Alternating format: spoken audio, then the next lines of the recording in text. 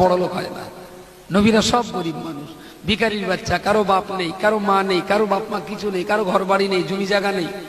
কেউ ছাগল চড়িয়েছেন, কেউ দুম্বা চড়িয়েছেন, কেউ মাঠে চাষাবাদ করেছেন, কেউ বা আবার মার্কেটে মুঠে বাওয়া কাজ। আমাদের নবী ভিখারি বাচ্চা ছিল। একজন বক্তা দেখি সোশ্যাল মিডিয়া বলছে নবীরা ফকিরের বাচ্চা। তাহলে ইবলিসের মতো বড় আলেম আর পৃথিবীতে আছে? আর আবু জেহেল আর আবু লাহাব, উতবা সাহেবার মতো ইসলাম যে জানে, এদের মতো কেউ জানবে? ইউটিউবে আর ফেসবুক খুলে দেখুন আলেমদের কত ঝগড়া হচ্ছে। হায় হায়, আলেমরা একদল আলেম বলতে বলতে এমন জায়গায় পৌঁছে যাচ্ছে, আল্লাহ না করুক জানি না এদের জন্য জাহান্নাম ওয়াজিব হয়ে যাবে কিনা। বুঝলেন? একজন বক্তা দেখি সোশ্যাল মিডিয়া বলছে নবীরা ফকিরের বাচ্চা। সকলে বলুন না নাউজুবিল্লাহ। আমি বলি হ্যাঁ, কি বলে কি? আশ্চর্য যে বিশ্ব নবী বললেন বুইস্তা মুআল্লিকুম, আমি তোমাদের শিক্ষক। একটু জোরে বলা যাবে সুবহানাল্লাহ? রাসূলুল্লাহ হলো সবার শিক্ষক, আর বলছে নবীরা ফকিরের বাচ্চা। আমি তো শুনে অবাক হয়ে গেছি। আমি দেখি না, মাঝে খুলে দেখি নবীরা ফকিরের বাচ্চা। আল্লাহু আকবার, বলে কি? তার উচিত ছিল, হয়তো স্লিপ খেয়ে গেছে, তার সোশ্যাল মিডিয়া এসে বলা দরকার ছিল এই কথাটা আমার স্লিপ খেয়ে গেছে, আমার ভুল হয়ে গেছে। এ না বলে ও আরো যুক্তি দিচ্ছে। ও যুক্তি দিয়ে প্রমাণ করতে চাইছে নবীরা ফকিরের বাচ্চা। আচ্ছা, ফকির কারা ভাই? সাধারণ ভাষা আসি, যারা ভিক্ষাবৃত্তি করে বেড়ায়, ঠিক কিনা? দুয়ারুদেরা যায় না বাড়ি যে আমি আমার মিষ্টি এসছি, ফকির আমাকে কিছু ভিক্ষা দেন, সাহায্য করেন, এরাই তো ফকির। নবীরা তালি দুয়ারে দুয়ারে ভিক্ষা করেছে। ও কোরআনের একটা আয়াত রয়েছে, আল্লাহ গানিউন ওয়া আনতুমুল ফুকারা, আল্লাহ ধনী আর সব লোক ফকির। আল্লাহ বলেছে। তাহলে এ তো দিন কত পরে বলবে রসুল আমাদের মতো। তাহলে ইবলিসের মতো বড় আলেম আর পৃথিবীতে আছে? আর আবু জেহেল আর আবু লাহাব, উতবা সাহেবার মতো ইসলাম যে জানে, এদের মতো কেউ জানবে? যত মানুষ আছে, কিন্তু জানার নামে ইসলাম নয়, মানার নামে ইসলাম।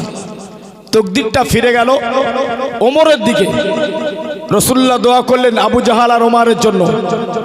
আবু জেহেলের হলুনি নসিবে, ওমর রাদিয়াল্লাহু তাআলা আনহুর দোয়া কবুল হলো। বিশ্ব নবী বললেন আনা খাতামান নবী লা নবী আবাদি, আমি শেষ নবী, আমার পরে আর কোন নবী হবে না। যদি আমার পরের কোন নবী হয়, ওমরই হবে। বিশ্ব নবী এটা বলেছিলেন। আল্লাহর নবী এই কথাটা আমার আল্লাহ এত গুরুত্ব দিলে, এত মহব্বত করলেন, ওমর রাদিয়াল্লাহু তাআলা আনহুর সম্মানটা আল্লাহ আলো বাড়িয়ে দিলেন। একটু জোরে বলা যাবে? কি রকম ঘটনাটা শোনে আমার ভাইরা, আমার বাবাদিরা। আমার নবীকে আল্লাহ পাক এত নেয়ামত দান করেছেন, এত সম্মান করেছিলেন। সমস্ত নবী আদম থেকে নিয়ে ঈসা রুহুল্লাহ পর্যন্ত যত রসুল পয়গম্বর এসেছেন, তারপরে আমার রসুল এসেছেন। তাহলে আমার নবী এলেন, ওরাও এলেন। আখিরি জামানার শেষ নবী, সমস্ত নবীদের নবী, সরদার দো আলাম বিশ্ব নবী কিয়ামতের ময়দানে আল্লাহ পাক কিয়ামতের ময়দানে যখন আপনার চেয়ারে বসবে, কুরসি ডান দিকে একটা চেয়ার থাকবে, ওই চেয়ারে আমার আপনার নবী বসে থাকবেন। সমস্ত নবীদের চেয়ারটা সম্মুখে থাকবে, তারপরে থাকবে সাহাবীদের, তারপরে থাকবে তাবিদের, তারপরে আপনার সাধারণ মানুষের চেয়ারগুলো থাকবে। সব নবী নবীদের চেয়ারে আপনার নাম লেখা থাকবে, একটা চেয়ারে নাম থাকবে না। আমার নবী জিজ্ঞাসা করবে রব্বুল আলামিন আল্লাহ, এই নবীদের চেয়ার তো আপনার আছে, একটা চেয়ার ফাঁকা যখন আছে নাম নেই, এ চেয়ারটা কার? রাসূল আমার এই কথা আল্লাহ পাকের দরবারে পেশ করার পরে আমার আল্লাহ রাব্বুল আলামিন জানাবেন, হাবিব আপনি এই প্রশ্নটা এখনো করবেন না, এই প্রশ্নটা যে করেছেন আমি আল্লাহ আপনার উত্তরটা দিয়ে দেব পরে। তবে আজকের আমি আল্লাহ হাসরবাসীর ময়দানে যত মানুষ আছে, আদম নবীউল্লাহ থেকে আদম সফিউল্লাহ থেকে আপনার চলে যাবার পরে কিয়ামতের আগ পর্যন্ত যত রাসূল পয়গম্বর এসেছে সব উম্মতের নবীদের থাকবে। আমার আব্বা জানেরা, ও যুবকেরা, সেই সময় আমার আল্লাহ দাউদ থাকবে, আল্লাহর নবী দাউদ আলাইহিস সালাম, তারপরে চেয়ারটা খালি, তারপরে একটা চেয়ার থাকবে, ওই চেয়ারের নাম থাকবে সুলাইমান। আল্লাহ পাক দাউদ আলাইহিস সালামের কণ্ঠস্বর এত দিয়েছিলেন, এত সুন্দর মিষ্টি জবান, পৃথিবীতে কোনো ব্যক্তির এরকম আল্লাহ জবান দেয়নি। যে দাউদ আলাইহিস সালাম জুব্বুর কিতাব যখন পড়তো নদীর পাড়ে, সমস্ত দরিয়ার মাছগুলো একত্রিত হয়ে শুনতে এসে, একটু জোরে বলা যাবে, একটু মন খুলে বলা যাবে, জুব্বুর কিতাব পড়তেন দাউদ আলাইহিস সালাম, মাছেরা নদী থেকে কিনারে এসে শ্রবণ করতেন, শুনতেন। এখন মুসলমানরা যখন মাইকে কোরআন তেলাওয়াত করে, হ্যাঁ বেদাত বেদাত বেদাত বলে চলে যাচ্ছে। যে যতটা পরিমাণ জ্ঞান অধ্যয়ন করে, সে অতটা পরিমাণ যখন আমল করে, নিশ্চয় আল্লাহ তার ভিতরে কিছু না কিছু গুণাগুণ দেয়। মালিক ইবনে দিনার রাহমাতুল্লাহ আলাইহি কত বড় একজন আল্লাহর মাহবুব, ওলি বান্দা, আলেম বান্দা। একদিন হেরেম শরীফি হজ পাকে গিয়ে আর চিন্তা করছে যে এবছরে কতজনার হজ কবুল হলো আর কতজনার হজ কবুল হলো নি। মনে মনে চিন্তা করছে। ঘটনাটা খুব ভালো করে শুনবেন। মালিক ইবনে দিনার হেরেম শরীফের পাশে খানায় কাবা তপ করে সাফা মারোয়া করে আর সাইডে শুয়ে চিন্তা করছে এবছরে কত লোকের হজ, এত মানুষ, কত লোকের হজ কবুল হলো আর কত লোকের হলো না, চিন্তা করছে।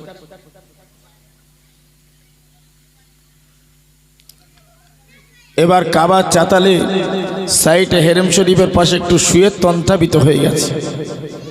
কে যেন জানিয়ে দিলে, হে মালিক ইবনে দিনার, তুমি অপরের কথাটা চিন্তা করছো, নিজের কথাটা চিন্তা করলে না। তবে শোনো, যত মানুষ এসেছে সব মানুষের হজ কবুল হয়েছে, একজন ব্যক্তি ছাড়া। সেই মানুষটার বাড়ি বাগদাদে, মানে আরব কান্ট্রির ভিতরে। এইবার উনি কিছুক্ষণ পর বলছে, সে ব্যক্তিটার নাম কি? বলছে ওই ব্যক্তিটার নাম হলো মুহাম্মদ ইবনে হারুন।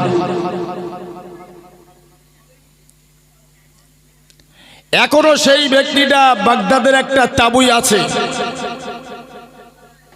হজের কাফেলা ওখান থেকে আসবে। ওই ব্যক্তিটার হজ আল্লাহর দরবারে কবুল হয়নি। আমরা হজ করতে গেলে খুব অহংকার করি, বাড়ি আসি গর্ব করে হজ করি। মালিক ইবনে দিনার রাহমাতুল্লাহ আলাইহি জাগ্রত হয়ে হাঁটতে হাঁটতে হাঁটতে হাঁটতে বাগদাদের কাফেলায় চলে গেলেন। বাগদাদের কাফেলায় গিয়ে ওই সময় তিনি বললেন, এই ব্যক্তিটা এটা কি বাগদাদের একটা কাফেলা? ওরা বললেন, জি হ্যাঁ, আপনি কে? তারা বলল, আমি এক মালিক ইবনে দিনার। তারা চমকে গেল, আল্লাহর মাহবুব, আল্লাহর প্যারা বান্দা সে আপনার ওখান থেকে এত দূর পর্যন্ত আপনি পায়ে তলে হেঁটে আসলেন, ব্যাপারটা কি বুঝতে পারলাম না। বাবা, তোমাদের এই তাঁবুতে একজন ব্যক্তি আছে মুহাম্মদ ইবনে হারুন, ওই ব্যক্তিটা কোথায়? ও ব্যক্তিটা কেমন? তাঁবুর মানুষগুলো বলেছিলেন, ও হুজুর, বেয়াদবি নেবেন না, ওর মতো ভালো ব্যক্তি আর পৃথিবীতে নাই। একজন আল্লাহওয়ালা মানুষ, যে মানুষটা আজ 40 বছর তাহাজ্জুদের নামাজ তার কাজা হয় না। একবার জোরে বলা যাবে কি সুবহানাল্লাহ? কোন নামাজ? তাহাজ্জুদের নামাজ 40 বছর কাজা হয় না। আর আমার আপনার তো 5 ওয়াক্ত নামাজ কত কাজা হচ্ছে সে তো খাতায় লেখা নেই। তাহলে 5 ওয়াক্ত ফরজ নামাজ তা চলছে, ইশরাক আবিন, দিনে রোজা, রাত্রে নামাজ, 40 বছর তাহাজ্জুদের কাজা নেই, তাহাজ্জুদের নামাজ। মালিক ইবনে দিনার বলছে, কি বলেন? বলছে, হ্যাঁ হুজুর, খুব আল্লাহওয়ালা ব্যক্তি, সুনাম প্রচুর আছে। আমার ভাইয়েরা, বাবাজিরা, আজকের এলমের গরম দেখান, আজকের এত গরম দেখান, সেদিক গরম দেখান, অর্থের গরম দেখান। না না না, যে মানুষটা আজকের খারাপ তাকে খারাপ বলো না। হাদিসের পরিভাষা এসেছে, একটা বদলোকের কোনোদিন খারাপ বলো না। আজকে সে বদকার আছে, কালকে নেককার হবে, কালকে পরেজগার হয়ে যাবে, আল্লাহওয়ালা হয়ে যাবে, আল্লাহ জান্নাতি বান্দা হয়ে যাবে। আজকে যে মানুষটা ভালো, কালকে ওই মানুষটা খারাপ হয়ে যেতে পারে, আল্লাহর আযাবে জাহান্নামে গ্রেফতার হয়ে যেতে পারে। মালিক ইবনে দিনার বললেন, ওই মুহাম্মদ ইবনে হারুন ব্যক্তিটা কোথায়? হুজুর, এখানে নেই, সে কোবাইস পর্বতে আছে, জাবালে কোবাইস।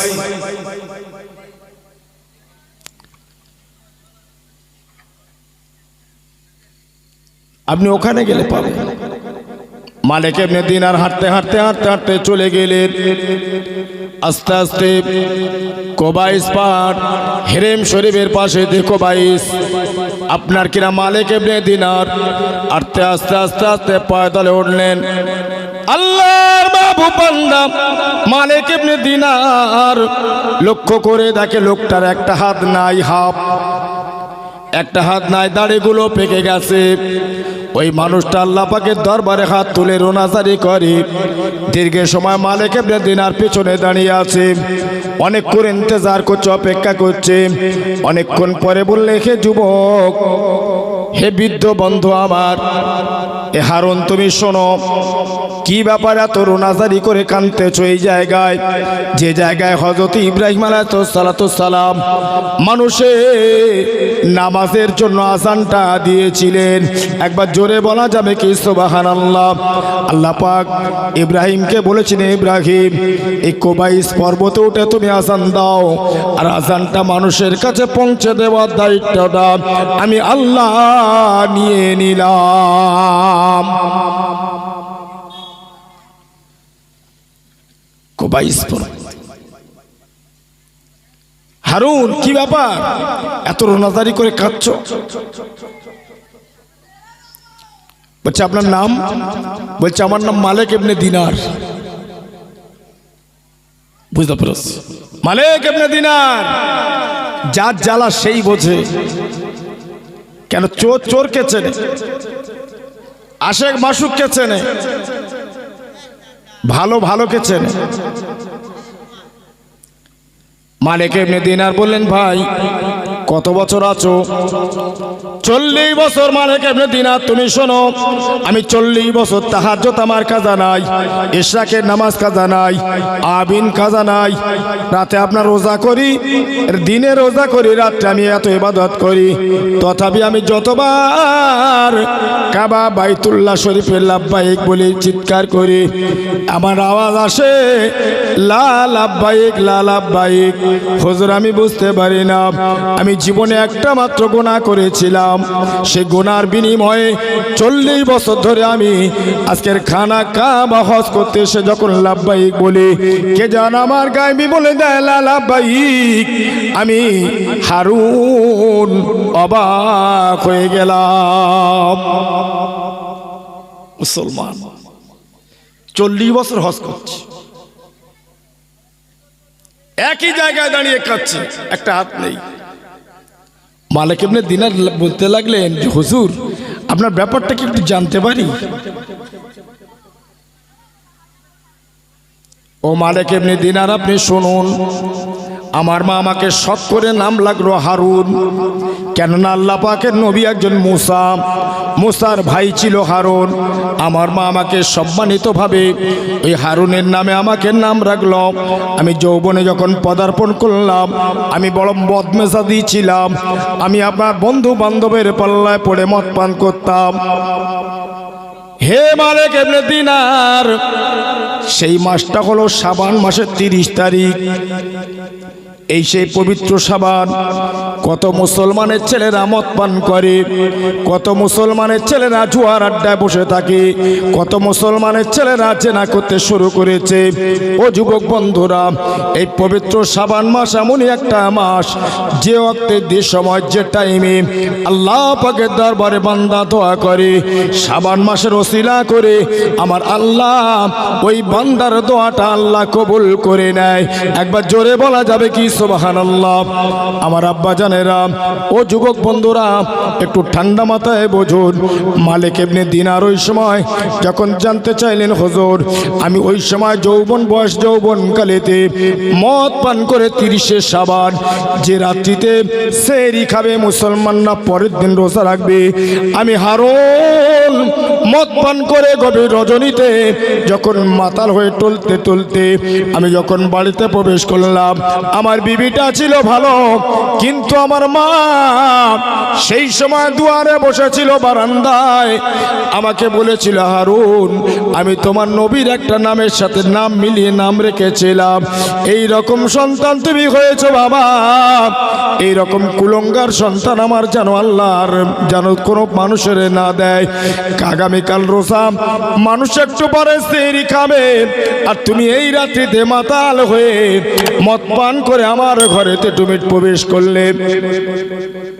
হারুন বলে, আম্মা বিন হাম্বাল, আমার মায়ের কথাটা আমার সহ্য হলো না, আমার মাকে আমি সজোরে একটা চড় মারলাম।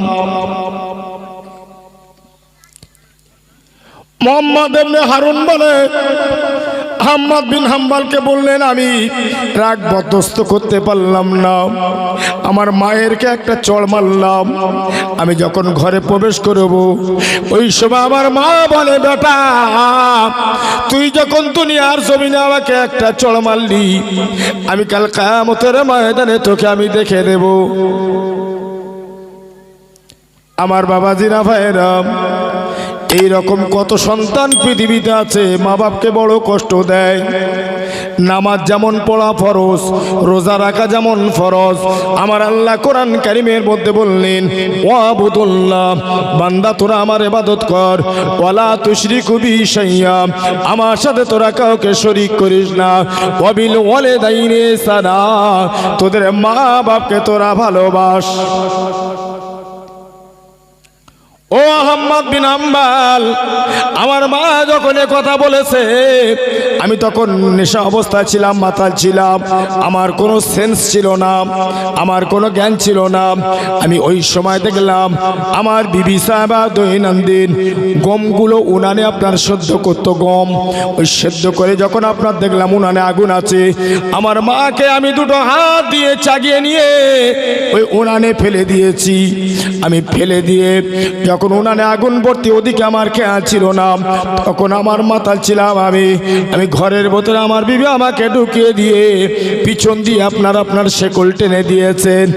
ফজরের সময় আমার বিবি সাহেবা যখন আপনার সেহরি খাবার পরে নামাজটা আদায় করলেন, নামাজটা আদায় করার পরেতে আমার বিবি সাহেবা ডুগরে ডুগরে কেঁদে ফেলেছেন। গ্রামের মানুষটা একত্রিত হয়ে গেল, কত মহিলার এসে আমার মাকে তারা কেঁদে গেল। সেই সময় আমার জ্ঞানটা ফিরে গেল। আমি বলেছিলাম, ও বিবি সাহেবা, তুমি কোন মায়ের সন্তান, আমিও মায়ের সন্তান, দরজাটা একটাবার খুলে দাও। দরজাটা যখন খুলে দিল, আমি আমার আগুনের দিকে, উনানের দিকে তাকিয়ে দেখলাম আমার মায়ের চেহারাটা আর ঠেকে নাই। যেমন একটা মানুষ যখন রুটি তৈরি করে তাওয়াতে আপনার ছাকে পুড়ে যায়, আমার মা আগুনের ওই রকম ফেলে দেওয়ার পরেতে একটা আপনার বান্ডিল হয়ে গেল, টুকরো হয়ে গেল, খড়ের মতো পুড়ে ভস্মীভূত হয়ে গেল। হুজুর, আমি সেই থেকে যেখানে খেতে যাই, আমি আমার খামায় যখন বসি, খেতে চাবায় বসি, ওই সময় কে যেন আমাকে বলে দেয়, তোর মতো কুলঙ্গার সন্তান খেতে বসেছিস, তোর খাওয়াটা পৃথিবীতে ঠিক হয় না। আমি যখন শুয়ে পড়ি, কেন আমাকে জানিয়ে দেয়, তোর মতো হতভাগা সন্তান পৃথিবীর জমিনে তুই যখন শুয়ে পড়েছিস, তোর ঘুমোবার কোনো আস্তানা নাই, মায়ের সাথে তুই ভালো ব্যবহার করতে পারলি না। হয়তো 40টা বছর কেটে গেল, সেই থেকে আমি আর বিছানায় পিঠ লাগাই নাই, আমি আর খাওয়া দাওয়া করে নাই। কোন রকম আপনার দুনিয়ার জমিনে আল্লাহর নেয়ামত পানি একটু ভক্ষণ করে পান করে পৃথিবীতে আমি বেঁচে আছি বটে। সেই থেকে আমি সমস্ত রকম কান্নাকাটি করে 40 বছর হজ করেছি। যতবার আমি হজ পাকে সে লাভবাহিক লাভবাহিক লা শারীকা লাকা, যতবার লাভবাহিক বলে গাইবি থেকে একটা আওয়াজ আসে, লা লাভবাহিক লা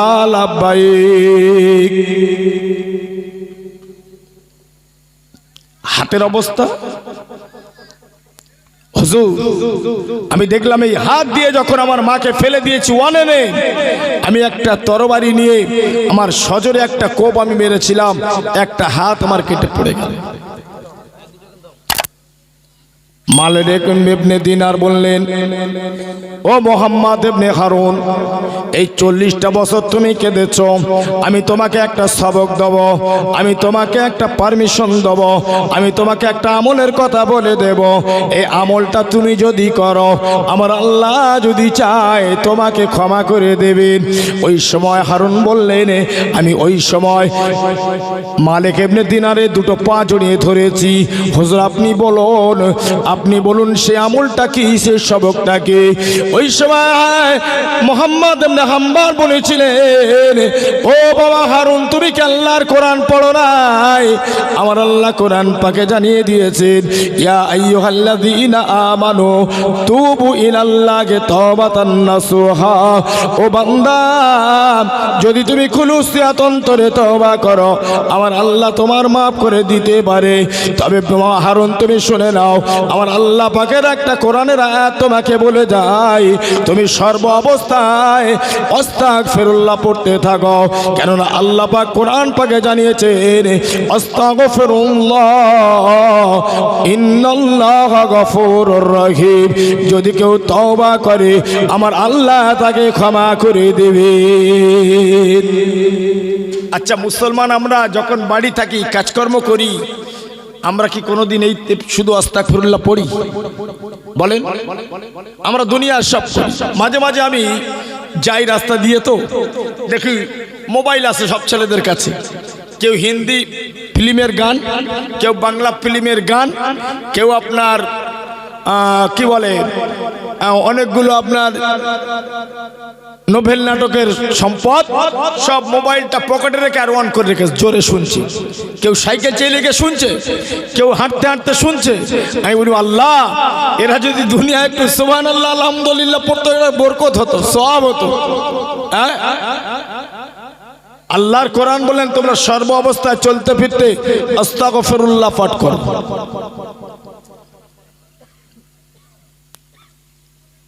এমত অবস্থায় বললেন, মুহাম্মদ ইবনে হাম্মাল বললেন, বাবা শোনো, তুমি হারুন 1000 বার করে আপনার আস্তাগফিরুল্লাহ পড়ো, 1000 বার করে শুয়ে শুয়ে দরুদ শরীফ পড়ো। হারুন বলে, মুহাম্মদ ইবনে হাম্মাল, আমি তো বিছানায় 40 বছর শুতে পারি না। কে যেন আমাকে খোটকা দেয়, কে যেন আমাকে অপমান করে, অপদস্থ করে, আমি বিছানায় শুতে পারি না। আহারে, ওই সময় আল্লাহর ওলি বললেন, বাবা শোনো হারুন, তুমি দরুদ শরীফ পড়ো, আস্তাগফিরুল্লাহ পাঠ করো। এই বলে যখন চলে আইলেন, হেরেম শরীফ এসে আবার চিন্তিত হয়ে গেলেন। আল্লাহর একজন আবেদ বান্দা যারা তো দুনিয়াতে সুনাম, এত আপনার খ্যাত অর্জন করেছে, এত বড় আলেম, এই মানুষটা আল্লাহ জাহান্নামে ধরাশায়ী হয়ে যাবে। ইমাম ইবনে হাম্বল যখন আপনার এই চিন্তা করে নিয়ত করে এসে আবার হেরেম শরীফের চাতালে শুয়ে ঘুমিয়ে পড়েছে, দিন দুনিয়ার বাদশাহ জগৎ গুরু নবী মুহাম্মদুর রাসূলুল্লাহকে সকলে বলুন সাল্লাল্লাহু আলাইহি সাল্লাম, আল্লাহর নবীর সাথে আহমদ ইবনে হাম্বলের দিদার হয়ে গেল। আহমদ ইবনে হাম্বলকে বলেছিলেন, ও বাবা আহমদ বিন হাম্বল, আমার উম্মত শোনো, আমার উম্মতটাকে খবর দাও। ওই ব্যক্তিটা তুমি চলে আসার পরেতে ওই কুবাইস পর্বতে দাঁড়িয়ে আল্লাহ পাকের দরবারে সেইভাবে দাঁড়িয়ে আছে, শুধু আস্তাগফিরুল্লাহ পড়ে। এই পর্যন্ত 600 বার আস্তাগফিরুল্লাহ পড়েছে। আমি মুহাম্মদুর রাসূলুল্লাহ আমার শানে 1000 বার দরুদ শরীফ পাঠ করে নিয়েছে। মুহাম্মদ বিন হাম্বল, মুহাম্মদ ইবনে হারুনের দরবারে চলে যাও, সুসংবাদটা দিয়ে দাও, আমার আল্লাহ তাকে ক্ষমা করে দিয়েছে। একটু জোরে বলা যাবে সুবহানাল্লাহ, নারে তাকবীর। তাহলে কোরআনের আমল আছে না নাই? কোরআন সত্য না মিথ্যা? এই কথা বলেন। আজকের আমরা নবী দেখতে পাইনি, এই তো, কিন্তু নবীর ঘর তো আমরা দেখছি। আল মসজিদ বাইতুল্লাহ, মসজিদ হলো আল্লাহর ঘর। আল মাদ্রাসা তো বাইতি, রাসূল বললেন মাদ্রাসা হচ্ছে আমার ঘর। সেই মাদ্রাসার উন্নতি কল্পে জলসা, একটু চিন্তার বিষয় নয়?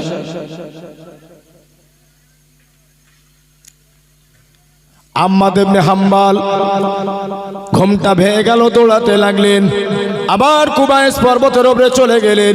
আবার লক্ষ্য করে দেখেন সেই ব্যক্তিটা আপনার কিনা আস্তাগফিরুল্লাহ পাঠ করেন। ওই সময় বলেছিলেন, হারুন, ও হারুন, আমি দ্বিতীয়বার তোমার কাছে আসলাম, তোমার জন্য বড় সুসংবাদ, আল্লাহ তোমায় ক্ষমা করে দিয়েছেন। তবে শোনো একটা জিনিস, ইয়াউমাল কিয়ামতের দিন আল্লাহ পাক তোমাকে একবার জাহান্নামে জ্বালাবে। এই মায়ের কষ্ট দেওয়ার জন্য।